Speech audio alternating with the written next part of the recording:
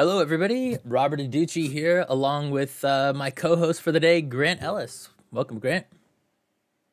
Thank you for having me. Always a pleasure to be here on Ulysses World. Yeah, you got finger guns. That's a good sign. There you go. So today we don't have a Tim Brown. Tim had to be in a couple meetings, and so it's just you and I. We get to talk about the things we love, like streaming. Lots of streaming conversation today. 100%. Yeah, so welcome everybody. It's been a while. Happy New Year, Grant. Happy New Year, fans that are watching. It's been a while since we've had one of these. Just holidays and everything else going on over the end of the year. And so we got a lot of stuff to talk about. First off, our Ulysses Con Vegas. We've been talking about this. Been talking about what's going to happen with it. A lot of cons, like Origins, just announced that they are moving until like September, I think. So a lot of cons are kind of trying to push towards the end of the year. And since we're trying to do this in April, we have come to the decision that we are not going to do it this year. We are going to, the in-person Ulysses Con Las Vegas is going to be April of 2022. So put that on your calendars over the whole month. No, not really the whole month, but sometime in April. And instead, we've been doing these Ulysses Online Con monthly, and we're kind of growing these slowly. So definitely check that out on the website. You can sign up to play games. You can sign up for games currently. Well, actually, you can't sign up yet for to play. I haven't put those up yet, but soon, before this weekend, they'll be up there. But we're kind of growing this every single month, and eventually, when April comes around, we'll still be doing a monthly con, and it will be bigger than the regular monthly cons because it will be taking up the space of the Las Vegas con. So we still plan to have a bunch of cool panels, a bunch of cool games, and some events that we've never done before. So definitely check that out. So let's get into it. So the next Ulysses Online Con monthly, before we jump off of that, is January 29th through 31st. So again, go to the website and fill out the form if you want a GM. We need GMs, Tor, Dark Eye, Fading Suns, whatever you want to run. Please fill out a form and run some games for us. So let's talk about Aventuria. So the next crowdfunding for the Aventuria board game is going to be the Heroes set, which we had started to run before, but we canceled it, and we're going to run it again next month. What we're doing right now is getting people to play the game, like reviewers, and so we've sent out a few review copies. If anybody watching this is a reviewer and you would like to review the Aventuria game and the expansions that we're doing for it, please send us an email to contact@ulyssespila.com, ulysses-spila.com. And if you are a reviewer with a decent following, we'll send you out some copies. So we'd love to hear from you. Have you ever played the Aventuria card game? I have not, but I'd love to. And I've been experimenting with a new play aid to help with remote play of board games and physical card games as well. Hashtag not sponsored, but I have a Vorpal board set up now, so I can take all my props, toys, cards, etc. Great tool during the time of COVID to make sure that we can play safely, but we can keep the game going on. Nice. That sounds cool. Yeah, Aventuria is, it uses the Dark Eye stats and everything. So if obviously you know how to play the Dark Eye, and so it's a little simpler. You don't have like the 3 dice for rolls. It's just the 1 dice, but it's still the same stats, same monsters, same world and everything. So and it's cool because it's kind of like a mini role-playing game, and then you do some fighting and stuff like that. There's like a one-on-one. You can play one-on-one, or you can play the adventures as a co-op, which is cool. That's exciting. Yeah, I love products like that. Yeah, and there's so many expansions for it. It's awesome. This next crowdfunding that we're doing is just like all expansions and new heroes and stuff like that. So let's get on to the actual Dark Eye. So, work continues on the Gods of Aventuria crowdfunding fulfillment. It's out to print right now, so we should be seeing those hopefully within the next few months. I know Tayo's continues to work on the last chapters of the Theater Knights campaign. And he's also working on getting the revised core book and the starter set ready for the next crowdfunding. So all of that is happening. It should be happening in the first quarter of this year. Let's talk about streams. So WebDM Plays the Dark Eye Adventures in Aventuria. It just wrapped up, Grant, and now you can catch all of those episodes on YouTube. So how was producing the show? What was your experience like? I think it was very interesting. First, in that we helped the Dark Eye reach a global player base. We had players in New Zealand, we had players in England, we had players on the West Coast of the United States, and we were able to take all the time zones and finagle around and bring everyone into a group. As a producer, it was very fun to just enjoy watching and learning the game by witnessing the players learn the nuance of the system. I think Jim Davis said on the most recent broadcast, within 2 hours, he said everything clicked. He said from the first session in, he said at first, he said, I don't know. He said 2 hours in, he said everything just clicked. Nice. And then my experience of running the game, because I had the opportunity to play in a session and also run 4 of the sessions in the form of one-shots. For me, it's just the richness of the detail of the world coming to life through the mechanical expression. That's kind of a long-winded way of saying I was able to discover a lot about a campaign setting that has, a nearly 40-year history. Mm-hmm. I was able to engage with an international audience. There were German players that would reach out to me and express appreciation for just how Aventurian the game was. They were like, there's a lot of little details and lore here that you're dropping in that I appreciate as a longtime fan. Right. And for me, it was fun to watch the players engage with it too. So when we were dealing with the mountain tribes, the Furkina tribes, watching a player find an obscure dialect on their character sheet and be like, hold on, I speak this language. And suddenly it changes the tone of the adventure. And they felt that they had succeeded at the game because they were able to connect a line on their character sheet to something I had presented to them during play and make a connection, and they felt a part of the world. So I think logistically, it's a very easy game to play for an audience, because when we're streaming, there's also an audience component in that the Dark Eye has a sort of slice of life approach too. So it's very relatable. Emma's character was a vendor, a merchant, and not necessarily someone that heroic, but had moments of heroism. So yeah, it was just very exciting to watch the existing WebDM fan base, players from all over the world, players that maybe had preconceived notions, and then talking about their experience being up there as one of their favorites and any online gaming experience, from learning a new system to getting familiarized with a group. And that group had never played with each other before. Jim and Emma had played with each other before, but they came together as strangers and it ended as the best of friends. Nice. So what was the, aside from the one-shots that you did, like what was the overall sort of arc and story told with the Dark Eye? So the story underwent strange occurrences that were happening within a small village that seemed to be tied to a mysterious cult. And as the players delved deeper into it, they could see that, the gods of Aventuria themselves were threatened by this cult of the Adder. And without giving too many spoilers, I think it's a good opportunity to see how, I don't want to call our players a bunch of shenanigan cannons, but they really are. Like they would lean in one direction and kind of explode and have a lot of fun. But they became interwoven with this meta plot of a cult that's trying to usurp power in the regions around Havana. And even with the one-shots themselves, I designed them to touch the players in the form of almost like a prequel, give the audience a glimpse into maybe when they first met each other as adventurers, how these, if they are heroes, they probably explored the world some, and these are some of the adventures they had.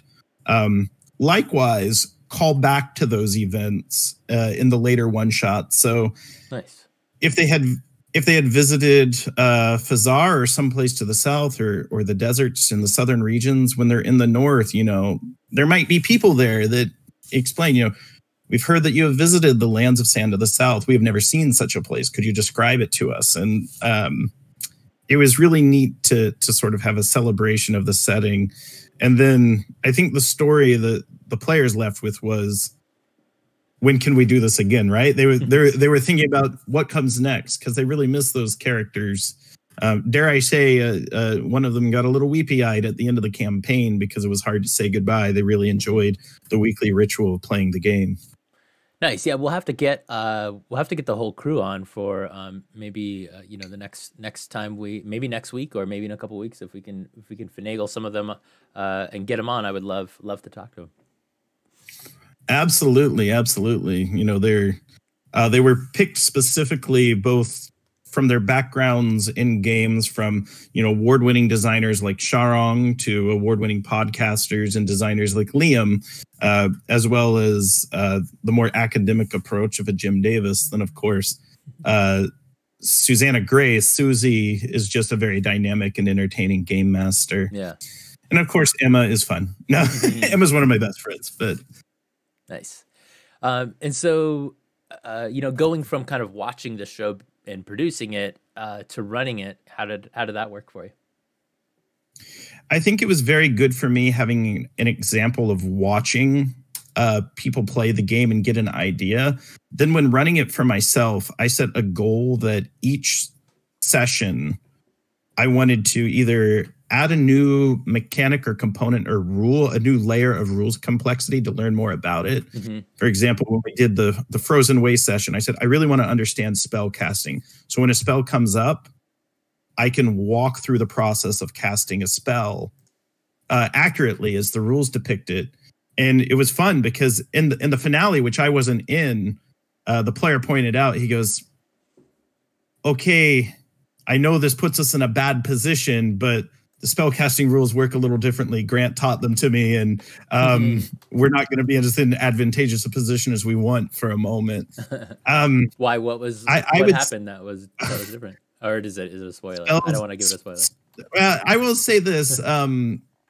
Spells aren't necessarily instantaneous. They have a time. Right. And even the time when they roll to see if they succeed, it's like, well, you're going to spend all this time casting a spell that may or may not succeed.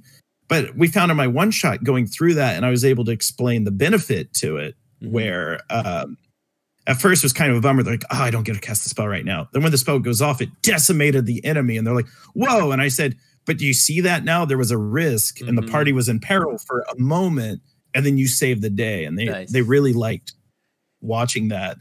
And for me, running it as well too, sort of producing, watching, and then running.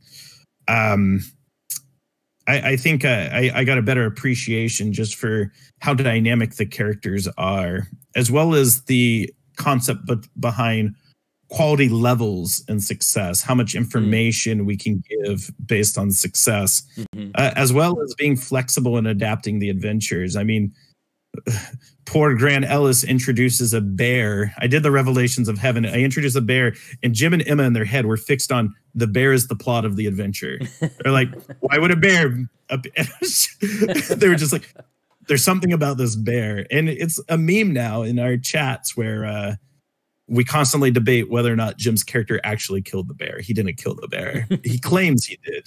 Nice. That bear lives on. Awesome. Let's see. So what, I think that's a great way to learn a game every time you run it, kind of focusing on one aspect of the game. That way you sort of get it down for the next times. And, it's much better than just sort of just kind of running everything by the seat of your pants. And I mean, which is fine too, but learning that to actually learn the game, to pick a specific set of rules and say, I'm going to run this scenario to make sure that we highlight this. And I'll add too that my players, because the first time I ran, I took the Inns and Taverns supplement that comes with the Game Master screen, and there's all these rules for different games of chance. And I said, they're going to have the opportunity to play a game of skill with someone in the bar. And we're going to use the rules as they're written, and we're going to use the more complicated version. And the players said they just felt more immersed because they're like, yeah, I could just make a gambling check. They're like, but then suddenly it became a mini game, and it felt like the stakes were a little different. And there was a rhythm. They said they actually felt like, you know, they were gambling with the gambler, and they liked it. You know, they say it's those little moments where we did something mechanical that stayed with them. They said it helped it stick in their head and add an extra layer of detail. Cool. So it sounds like Susanna, like, did she run her own adventures, and then you were kind of using some of our pre-published stuff? Yeah, so Susanna leaned heavily on the campaign settings and the Aventuria Almanac, and that published material, then doing her own story or storyline or plot. And then I did a combination of adapting some of the material. I actually, you could see on my prep streams where I would take an adventure, then say, here's some things I'm going to change to make it more in line with the kind of game I'd like to run. In fact, anyone can get the quick start rules for free and see a sample adventure in full. And what I did is I turned some of the tropes on their head. Instead of rescuing someone who was kidnapped, it's the town singer got drunk, chased after some object of his desire into the woods. And then the people that live in the woods were like, well, we got this drunk guy running around the woods screaming. Let's hold him captive till he sobers up. But we saw it as a rescue mission. And so we were looking for a big fight. Yeah. That's hilarious. But just kind of subvert. So we're using the same skills. There's still dangers. There's still combat. Mm-hmm. But it was very close to home for the players. Like, oh, this is something I could see like one of my cousins doing at a party. And that was sort of the difference. And then I will say, though, from the Dragon and Thieves book, I ran it very by the book. Revelations in Heaven, I intended to run it by the book. But once Jim Davis gets fixated on a bear encounter, that might become the game. Nice. That's awesome. So you guys can check all of those out on the WebDM WebDM YouTube channel. Or is it the WebDM Plays YouTube channel? I forget.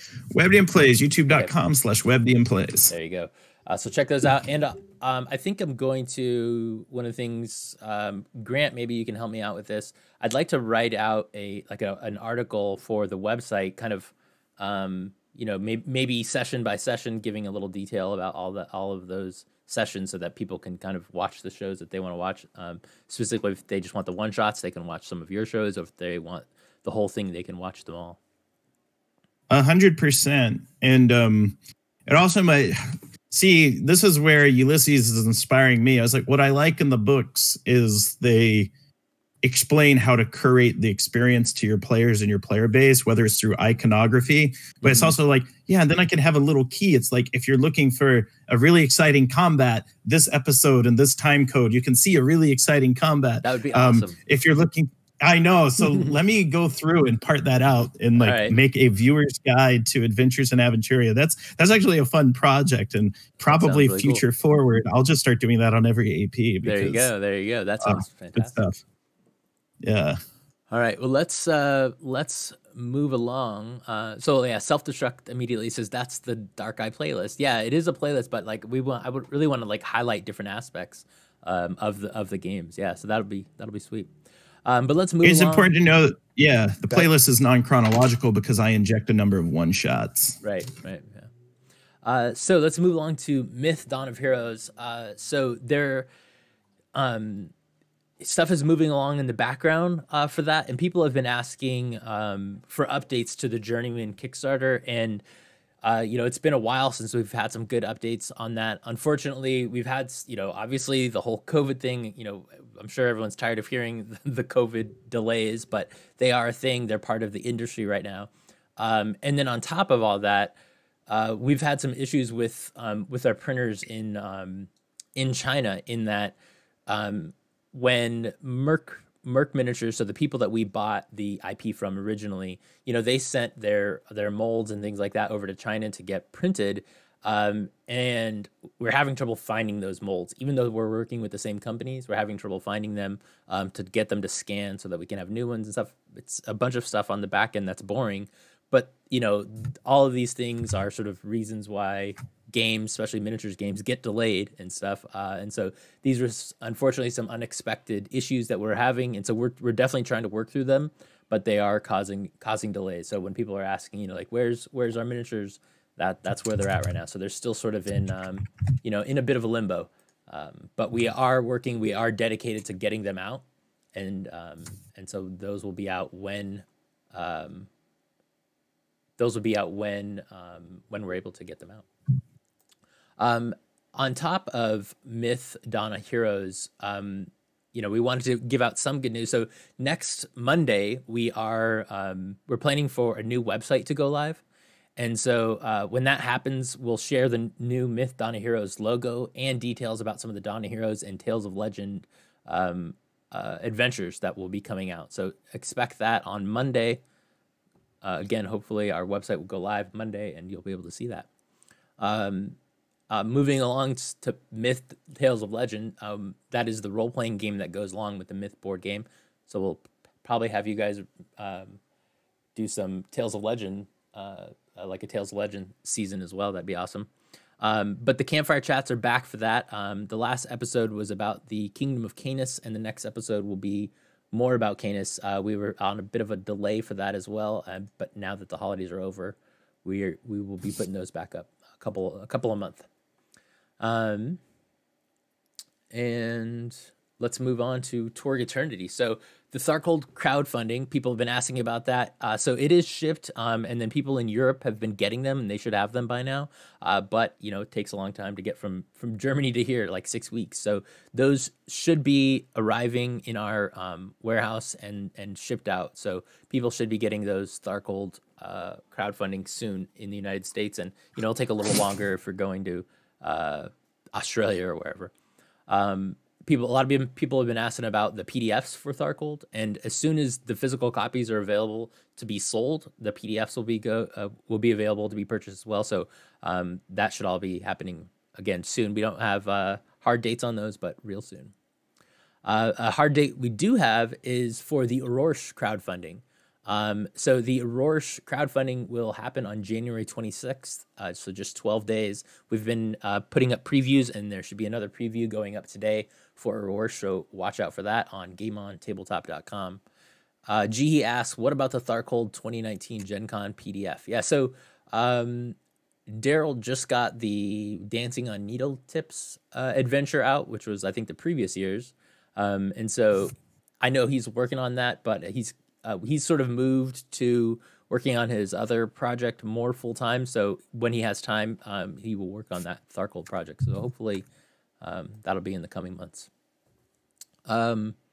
Let's get into the stream. So on our last online con monthly, we had some we had some panels that were mostly for Aurorsh, one Aurorsh and one what's going on with Torg Year 2. So you can get those on YouTube.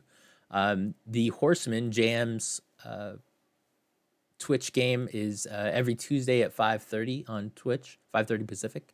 The game is GM'd by Jam DeFogie and features Ross Watson, who's also a Torg Eternity designer, and you can catch those last sessions on YouTube. For Grant has also been producing the Reality Raiders 3, our 80s action-packed Torg Eternity game, in partnership with WebDM, and that just wrapped up. So what can you tell us about that, Grant? Well, I think it was a very exciting time because, well, there's a lot of callbacks to the different retro technologies and 80s vibe. It's also a really exciting show. So Rudy Basso ran the game. I've been friends with Rudy for years. Rudy would often come on the pre-show and post-show. And he designed a complete adventure juxtaposed to The Dark Eye. This is very much an arc where heroes are going off in search for the Eternity armor, and they're going to put it together, and they're going to go through all the different cosms. And every player cosplayed in costume. They made costumes, and they just all did it on their own. It wasn't planned. Nice. And I think from a system perspective too, those cards kept things fresh and chaotic and caused turns in the storyline that no one could foresee. I got to play in about 3 episodes, and I would switch my character every episode that I showed up. Nice. Which was a lot of fun. Yeah, I liked Raven Regal, the Steven Seagal knockoff. And then, yeah, I did Artie, the one-man party. And I think what I learned there is a system might seem maybe complicated on the surface level, but really it's just straightforward. Even without a virtual tabletop, for me personally, it's the math wasn't as complicated as maybe we thought it was when we first looked at it. Mm-hmm. And I think what the players liked is all the little bits and bobs that gave them control over their fate. They could use possibilities, they could use ups, they could advance their characters, and they had perks. They had a lot of options to face the threats that were in front of them. Likewise, it was very interesting as far as like a feel and a tone, because we're going through all these different cosms, and each has a slightly different vibe, and having opportunities to revisit them both within that campaign and outside of it in the future was a lot of fun for the players to move through. There were players that said, you know, maybe they were a little more intimidated by a system that has a lot of mechanics and rules, but it's like those same players were citing the rules to their advantage to the point where they could play an impressive glory card in the final episode. So it was great to watch them advance, become very comfortable and confident in the system, as well as bring a lot of fun. Nice. What was your favorite cosm? So I am partial to the Nile Empire because I love the pulp feel. I loved that we had villainous monologues. If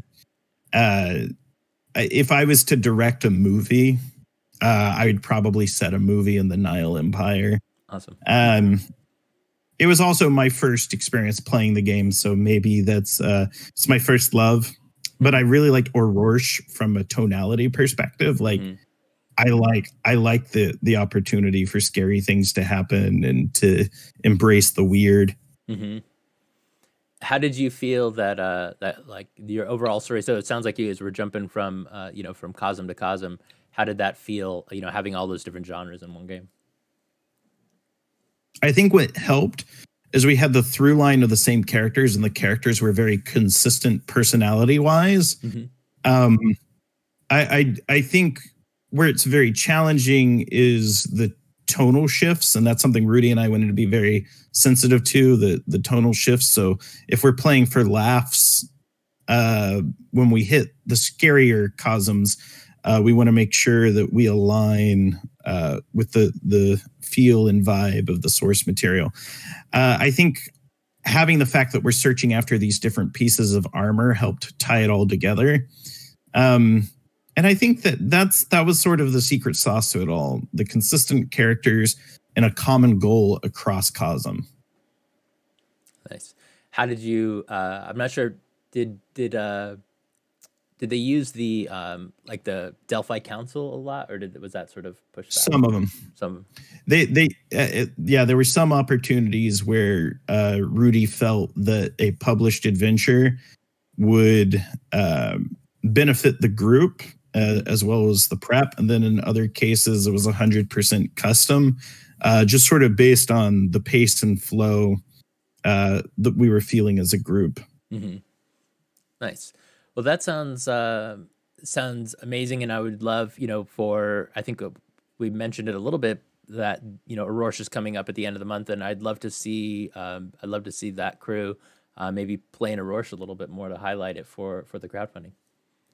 I 100% agree with that, and there's other members group, the Dark Eye group, that are like, they would always say, they go, maybe it's a grass is always greener thing. I think we're having a lot of fun, but that tour group seems to have a whole lot of fun. It's like a party over there. So can I get some of that? And yeah, I mentioned to Rudy, we need to jump in during the crowdfunding and go back to Aurora. Embrace the strange. Totally. Yeah, and speaking of that, like I said, there will be there are previews up on the website. There will be another one going live today. And in the chat here, GE asks, any news on the Torg novels? I haven't heard any new news other than, we're talking with a publisher to get them published. But that's, and it's kind of moving forward, but that's all I know so far. I haven't heard any news this year. So let's move on to Fading Sun. So all of the books are finished and off to the printers. All of the books have been sent out for PDF as PDFs to backers. So definitely check those out if you're a backer. And, we're hoping, again, that these will be back within, 6 weeks or so, and we can start shipping them out to people. So in the United States, we're probably looking at like April to get them back and shipped to people. Let's see. Bill says that they're already working on Wave 2 books, and Wave 3 books are kind of in their beginning stages. So you can look for at least one, maybe even two crowdfundings this year for Fading Suns. We'll see. Let's move on to streams. So Bill Bridges and Andrew Greenberg have Heretical Musings, which is now the first and third Thursdays of the month, although we missed the first one due to the new year. But next week we'll be picking that back up, and we're kind of moved it to Thursday so it lines up with the Fading Suns actual play, which JM is also running, and the crew of the Oh Boy are back. They're streaming on Thursdays at 5:30 Pacific. The crew of the Oh Boy arrive on Chaprut to save Lex's father, but getting involved in a guild war is never a safe option. So let's talk about Fading Sun streams. Grant, what do you think about doing another Fading Sun stream? I'm claiming it now. Grant Ellis 2021 Fading Sun stream. I want to sit in the GM seat. I want to put together a dream team of players that I've always wanted to play with or I've played with before. Jim Davis came to me. Jim is not one to beg, but Jim was like, I really want to play in a Fading Suns game that you run, Grant. And so we're committed to it. We'll align timelines with obviously Ulysses' needs. But I am 100% on board. I went through the free supplement on Drive Through RPG. My first RPGs were in the genre. And I think there's a lot we can do with it. And when I posted, I just wanted to gauge interest. We had nearly 300 people contact me saying they would like to play in a Fading Sun stream, which is probably the largest outreach I've seen for any of the streams I've ever done. Which means people are hungry for it. And I think it's a great game and a great system. And we'll have an opportunity to both, make sure that we do justice for Bill's work and the rest of the Ulysses team. And I think it's an exciting time. And for me, I'll say this, as someone who also produces content and running the content, it gives me an opportunity to really apply my authorial voice and say, okay, I have control of production and also running the game. I think it uses some interesting mechanics as far as the victory points goes and systems. And I think it'll probably be our most ambitious production to date. Because that's what gets me excited about it. It's like, obviously we'll play the game, we'll have fun, we'll do the material justice. So I was like, but I think we can really create something that helps an audience connect with a new system, a new game, as well as there's a lot of people. I mean, I got a message today. They just saw that we were streaming. They saw the Fading Suns logo and they were like, you know what? Fading Suns is one of the RPGs that I have all the books for, and I'm very excited for the new books. And so nice. Let's make it happen. Yeah, let's do it. Let's do it. So you heard it here first, folks. Grant Ellis going to be producing some Fading Suns content for us. So get ready for that. So Grant, in addition to kind of producing our content for our actual plays, what else have you been up to? I've been up to a lot, but also we have a Kickstarter going on right now, the Tome of Titans Kickstarter through 2C Gaming. I publish a lot of content through them, and my book should be dropping as well, that was previously kickstarted. But 2C, they're fans of the hobby. They're very passionate about it. And just like most of us, you know, they started with a dream. They want to write RPGs. They want to write RPG books, and they're committed to producing high quality content. Members of the WebDM team contributed on that book. And me, I'm at the point now, though, where it's like I feel strange not having a stream to produce on Thursday. And I'm taking a lot of this, I won't call it idle time, but I really want to get into pre-pro for mastering Fading Suns and doing it justice. So any of the content share,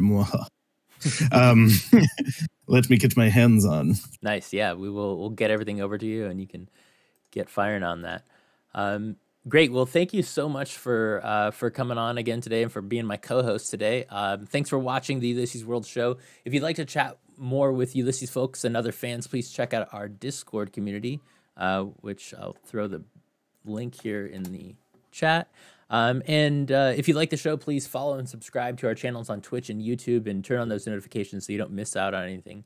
So for Ulysses Spiel, I'm Robert Adichie, and this is Grant Ellis. Thanks for watching. So come back next week on Thursday, January 21st at 9 a.m. Pacific for more Ulysses Worlds news. So Grant, where can people find you online? Oh, people can find me on Twitter at WisePapaGrant, as well as twitch.tv/either Grant R. Ellis or WebDM. I'm on both channels. If you're watching on my stream, I'll either be prepping an RPG, designing an RPG, or playing a video game and talking about RPGs. If I'm on WebDM, we're going to be producing great games by Ulisses Spieler. Nice. Thanks, everybody. We'll see you next week.